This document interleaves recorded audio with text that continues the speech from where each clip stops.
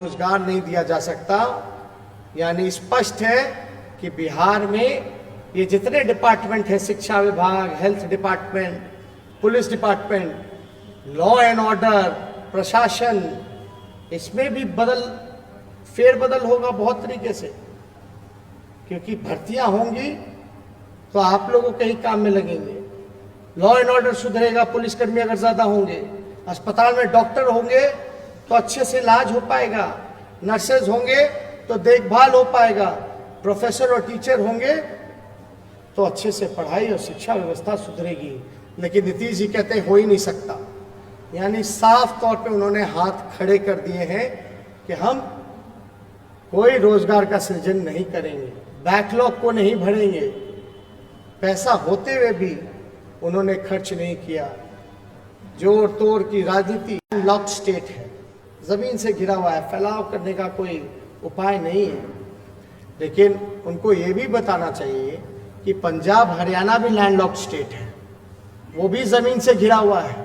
अब बिहार से कई गुना छोटा राज्य है, लेकिन बिहार के लोग वहां जाकर के फैक्ट्रियों में काम करते हैं। क्यों नीतीश जी? लालू जी जब रेल मंत्री थे तो उन्होंने मढ़ौरा में, परसा में, मधेपुरा में कारखाना देने का काम किया, तब तो बिहार में समुद्र नहीं था। तो इस बात को हम फिर दोहराना चाहते हैं कि नीतीश कुमार जी थक चुके हैं और बिहार उनसे संभल नहीं रहा। मैनेजमेंट करना चाहिए था। अब देखिएगा, पिछले कई सालों में मौजूदा एनडीए सरकार ने नौकरियां दी नहीं बल्कि छीनने का काम किया है। दी नहीं गई बल्कि छीनने का उन्होंने काम किया है। नौकरियों के अवसरों में को समाप्त करने का काम किया और हम नौकरियां देने और निजीकरण की प्रक्रिया को समाप्त करने का काम करेंगे। हम नौकरियां भी देंगे और एक परंपरा जो चलती आई है केंद्र सरकार की कि हर चीज जो है प्राइवेटाइज कर दिया जा रहा है, निजीकरण कर दिया जा रहा है। एक सेक्टर कृषि का बचा था, एग्रीकल्चर का बचा था, उसको भी जो है इन लोगों ने छोड़ा नहीं बल्कि प्राइवेटाइज कर दिया गया। तो हमारी सरकार बनेगी तो निजीकरण को खत्म करके नौकरियां जो हैं हम लोग ज़्यादा से ज़्यादा देने का काम करेंगे। तो हमने पहले भी आप लोगों को बताया, अभी तत्काल जो है 10 लाख पदों को भरा जा सकता है जिनकी रिक्तियां वर्षों से भरी नहीं गई हैं, और समय सीमा के अंतर्गत इन सारे काम को जो है हम लोग पूरा करेंगे। एक खास बात ये भी आता है कि सार्वजनिक रोजगार यानी सरकारी नौकरी के बहुत स्पष्ट मल्टीप्लायर इफेक्ट्स हैं, मानक गुणक प्रभाव होता है। अगर आप सार्वजनिक रोजगार यानी सरकारी नौकरी के बहुत मल्टीप्लायर इफेक्ट्स हैं। मल्टीप्लायर इफेक्ट्स मतलब मानक गुणक प्रभाव, यानी सरकारी नौकरी मिलेगी तो लोग यहीं रहेंगे, बिहार में ही रहेंगे, बिहार में ही पैसा खर्च करेंगे, बाजार जाएंगे तो बिहार में ही पैसा खर्च करेंगे। इससे जो हमारे व्यवसायिक हैं, व्यापारी हैं, उनको लाभ पहुंचेगा, यानी बिहार का पैसा बिहार में ही घूमेगा। इससे हम लोगों को, सरकार को भी रेवेन्यू और राजस्व का इसमें फायदा होगा। इसलिए सरकारी नौकरी के मल्टीप्लायर इफेक्ट्स होते हैं। हमारी प्राथमिकता नौकरी के साथ साथ स्थायित्व है। अब नीतीश जी का आप लोगों ने देखा 4 साल में 4 सरकार। जो सरकार खुद स्थिर नहीं है वो नौकरियां कहां से दे सकती है, वो विकास कहां से कर सकती है? आज 1 साल उस पार्टी के साथ, 2 साल उस पार्टी के साथ, फिर 2 साल किसी और के साथ, कोई गारंटी नहीं कब किधर क्या हो जाए। इसलिए हमारी अगर सरकार बनती है तो हम लोग स्थायी सरकार देने का काम करेंगे। और खास तौर पे जो नियोजित शिक्षकों की जो स्थायी कर उनको समान काम समान वेतन का अधिकार हम लोग देने का काम करेंगे। जो समान काम समान वेतन की जो नीति है उस पर अमल किया जाएगा और सभी विभागों में निजीकरण को समाप्त किया जाएगा। साथ ही स्थायी और नियमित नौकरी की व्यवस्था हम लोग करेंगे। तो आप देखिएगा, इन सभी लोगों को जो आप वेतन भुगतान करते हैं, वे आय प्राप्त करेंगे, फिर बाजार जाएंगे, खर्च होगा, ये तरह तरह का, इससे हमको फायदा होगा, ये डिपार्टमेंट्स बेहतर होंगे। और खास तौर पे जितने भी हमारे कार्यपालक सहायक हैं, सांख्यिकी स्वयं सेवक हैं, पुस्तकालय अध्यक्ष हैं, उर्दू शिक्षकों, आंगनबाड़ी स्वयं सेविकाओं एवं सहायिकाओं, आशा कर्मियों, मध्याह्न भोजन रसोई कर्मियों, ग्रामीण चिकित्सकों, जीविका दीदियों के अधिकारों में विस्तार किया जाएगा। और इसकी शुरुआत आशा कार्यकर्ताओं, आंगनबाड़ी सेविकाओं एवं सहायिका रसोई कर्मी के मौजूद मानदेय को दुगुना करके और जीविका दीदियों को नियमित वेतन और नौकरी उपलब्ध हमारी सरकार कराने जा रही है, हम लोग कराएंगे। ये मेरे ख्याल से आप सब लोगों को स्पष्ट होना चाहिए। और एक कॉन्ट्रैक्ट पे जो नौकरी है, जो नियोजन शब्द को हम लोग खत्म करके स्थायी नौकरी, हम लोग सारी चीज़ों को व्यवस्था करेंगे। राज्य के मूल निवासी युवाओं को सरकारी नौकरी में स्थायी नीति लागू करते हुए कम से कम 85% रिक्तियां आरक्षित की जाएंगी और उनके लिए सभी सरकारी बहाली परीक्षाओं के फॉर्म निःशुल्क होंगे तथा राज्य के अंतर्गत गृह जिला से परीक्षा केंद्र तक की यात्रा मुफ्त होगी। अभी क्या है, जो भी सरकारी नौकरियां मिलती हैं, कोई दूसरे राज्य से आकर के हमारे यहाँ नौकरी ले जाता है। लेकिन आप महाराष्ट्र चले जाओ, झारखंड चले जाओ, मध्य प्रदेश चले जाओ, अब तो सारे राज्य जो हैं एक एक करके डोमिसाइल कानून को लागू कर रहे हैं। और हमने ये पहले भी कहा था, आदरणीय लालू जी राष्ट्रीय अध्यक्ष हमारे, कई बार नीतीश जी को, जब हम लोग 18 महीने सरकार में थे तो हम लोगों ने इसकी आवाज़ उठाई थी। उन्होंने कहा कि होगा होगा होगा, लेकिन क्या हुआ वो तो जरा देश का अपमान करके चले गए। सबको विश्वासघात उन्होंने किया। लेकिन हमारी सरकार बनेगी तो बिहार के लोगों का, बिहार सरकार में नौकरियों में अधिकार, जो रिजर्वेशन होगा, स्थानीय रिजर्वेशन, वो 85% की जाएगी। और जब नौकरी के फॉर्म्स निकलेंगे, यानी 10 तारीख को नीतीश जी की विदाई है और 10 तारीख को 10 लाख नौजवानों को सरकारी नौकरियां मिलना शुरू हो जाएगा, उसकी प्रक्रिया शुरू हो जाएगी। तो जो फॉर्म निकलेंगे, उस फॉर्म का जो फॉर्म फीस होता है उसको हम लोग माफ़ करेंगे, फॉर्म फीस नहीं लगेगा। साथ ही साथ जो किराया लगता है परीक्षा केंद्र में जाने का, उन सभी को भाड़ा देने की जरूरत नहीं, वो सरकार उसकी व्यवस्था, महागठबंधन की सरकार उसकी व्यवस्था हम लोग जो है कराएंगे। एक और महत्वपूर्ण बात मैं कहना चाहूँगा, बीपीएससी की लेट लतीफ़ी, बीपीएससी में कोई रिजल्ट समय पे नहीं होता, परीक्षा नहीं हो पाता, सालों सालों तक लोग जा रहे हैं। अब तो नौजवान बीपीएससी के बाहर इंतज़ार कर रहे हैं कि भैया 2014 का परीक्षा का रिजल्ट आया कि नहीं आया। तो नीतीश जी ने, बीजेपी की सरकार ने लाठी मरवाने का काम किया। जो लेट लतीफ़ी है उसको दूर करने के साथ सामान्य वर्ग और आरक्षित वर्ग के युवाओं की उम्र की सीमा बढ़ाई जाएगी। जो समय बर्बाद करता है बीपीएससी लेट लतीफ़ी में, इससे तो कानून है ना भैया, इसने को इस उम्र के लोगों को, इतने बीच की उम्र के लोगों को ही सरकारी नौकरी मिल सकती है। अगर लेट लतीफ़ी बीपीएससी है तो भाई मेरा बिहार का मेरा भाई नौजवान क्यों भुगतेगा? तो जो भी हमारे सामान्य वर्ग के लोग हैं या आरक्षित वर्ग के लोग हैं, उसमें जो है उन युवाओं की उम्र सीमा हमारी सरकार जो है बढ़ाने का काम करेगी, बढ़ाई जाएगी। मेरे ख्याल से ये बहुत ही महत्वपूर्ण सवाल है।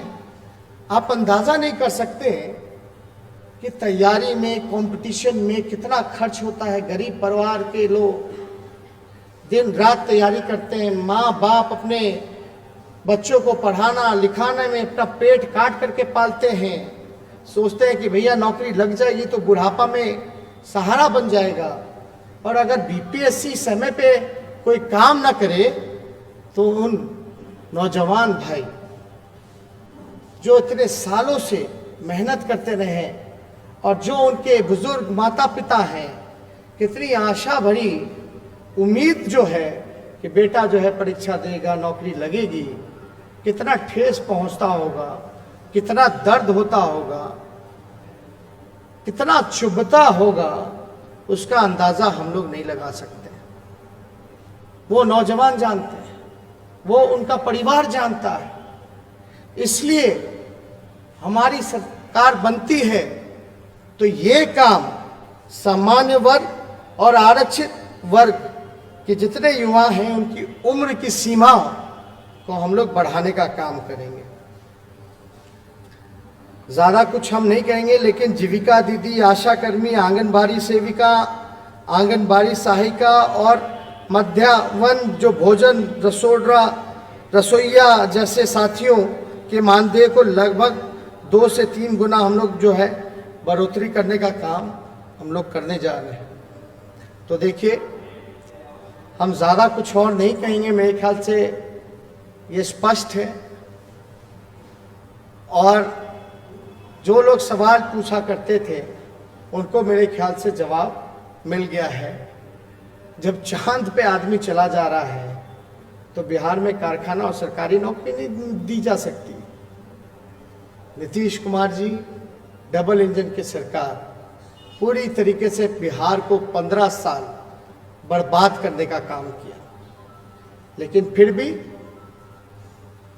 मुझे पूरा विश्वास है कि बिहार की जनता इस बार जो कल मतदान करने जा रही है वो जात पात छोड़ करके धर्म की जो राजनीति करते हैं, जो नफरत फैलाने का काम करते हैं, बिहार की जनता मुद्दे पे खड़े होकर के रोटी, रोजगार, नौकरी, शिक्षा, चिकित्सा, पलायन, गरीबी, भुखमरी,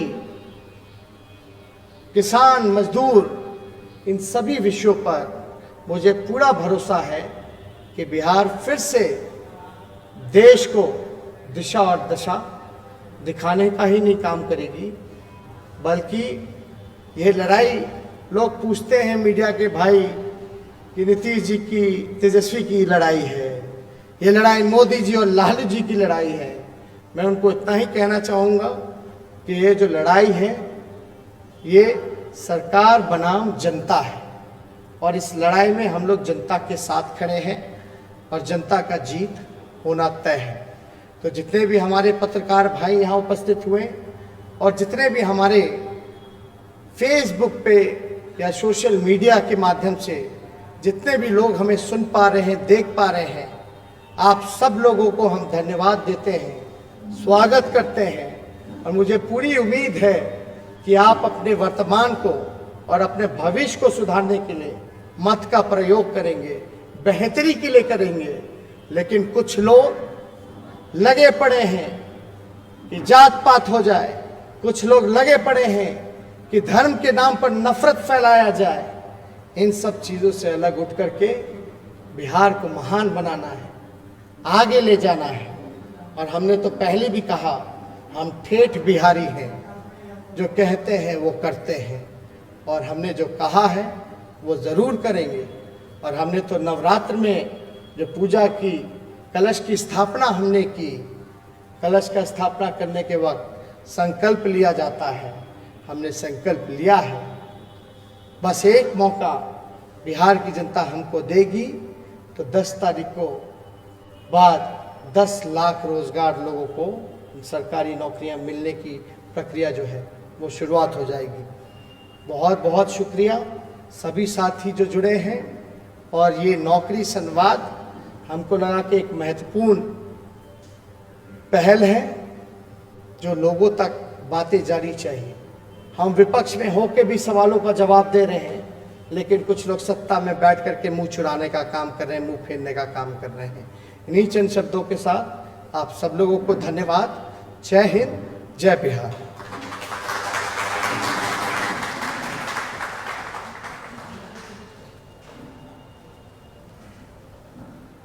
शुक्रिया आप सभी साथी, शुक्रिया नेता प्रतिपक्ष।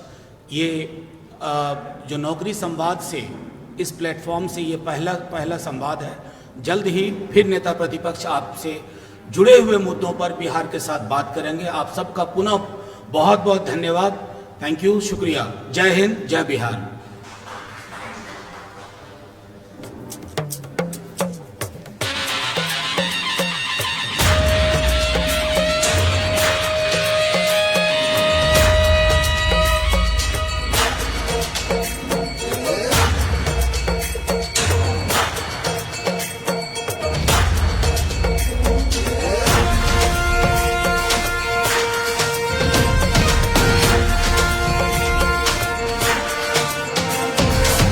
युग में नव क्रांति की जलती मशाल है ये, दिल का है दिल वाला और हिम्मत विशाल है ये।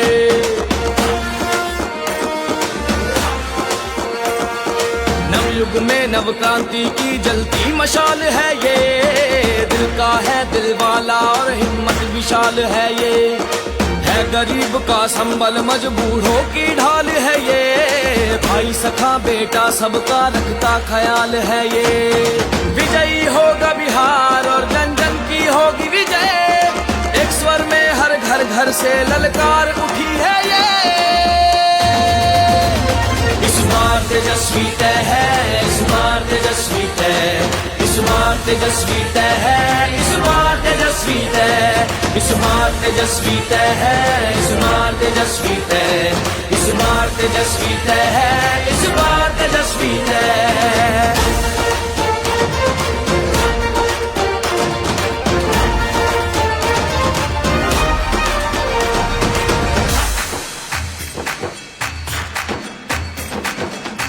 हवाई भाषण वालों को बिहार से भगाएंगे, सीधे सच्चे कर्मठ तेजस्वी को हम तो जिताएंगे। बिहार को जिसने निचले पायदान पर पहुंचाया, हम सब मिलकर उसको उसकी सही जगह दिखलाएंगे।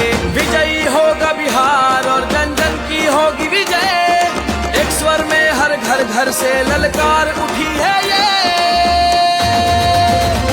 इस बार तेजस्वी तय है, इस बार तेजस्वी तय, इस बार तेजस्वी तय है, इस बार तेजस्वी तय, इस बार तेजस्वी तय है, इस बार तेजस्वी तय, इस बार तेजस्वी तय है, इस बार तेजस्वी तय।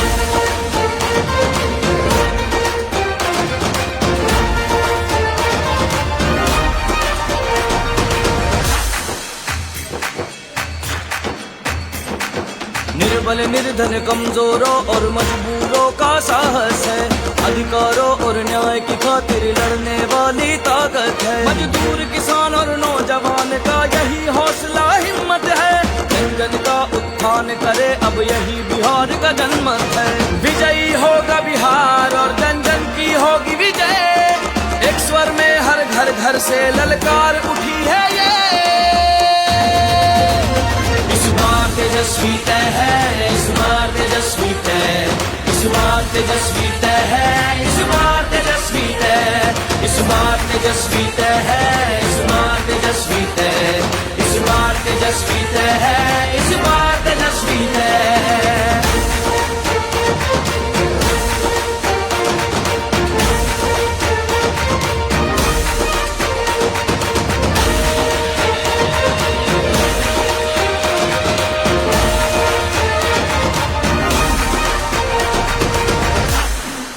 राष्ट्रीय जनता दल को वोट दें, इस बार तेजस्वी भव बिहार।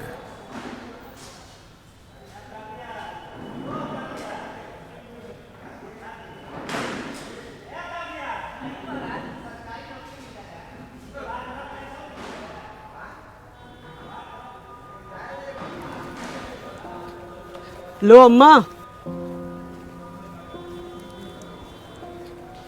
लो अम्मा, मिठाई खाओ, मुझे नौकरी मिलने वाली है।